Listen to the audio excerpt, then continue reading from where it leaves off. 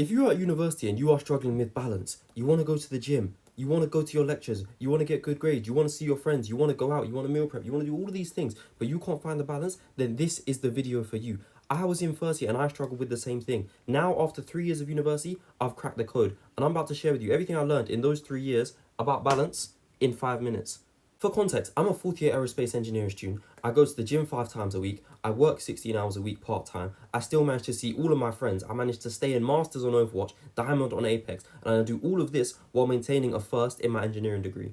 So, these are the 3 pillars of your life that you want to maintain while you're at university. Your health, your university grades, and your social life. Most people will tell you that you can't do all of this at the same time. They're lying. They're idiots, okay? You can do all of this, but this only works if you have your priorities straight. You need to get your priorities in order, otherwise you're not going to be able to get any kind of balance. The reason you can't achieve balance is because you don't have enough time. And the way to combat this is to save time in every single aspect of your life. And I'm going to be going through some tips about how you're going to do this and how this is going to help you achieve balance. First tip, do not put too much effort into your university work. This may sound stupid, hear me out. There's such a thing called the diminishing returns curve. The amount of effort you put in does not directly correlate to the amount of reward you get. You get to a point around here where you're putting in so much more effort and you're getting minimal returns. You know those people that seem to do just as good as you or maybe a bit worse, but they put in like so much less effort? Yeah, it relates to this graph, okay?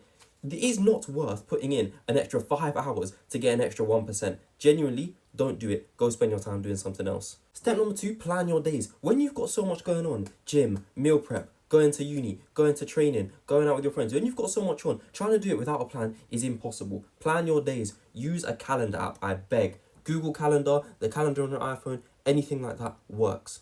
Number 3, skip lectures properly, okay? It may sound stupid, but I found it to be one of the most effective things when it comes to saving myself time.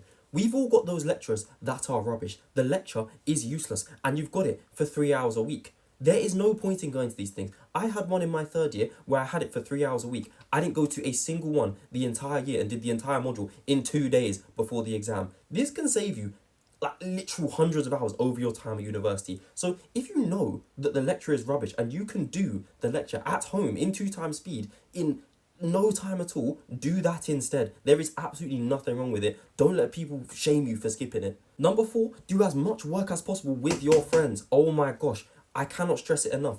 If you have 5 people working on one problem compared to just you by yourself, who do you think is going to solve it faster? It's a no-brainer. Problems that could take you a week to solve, you can solve in 1 session with your friends or study group. So where possible, make sure you're doing as much work with a study group or your friends.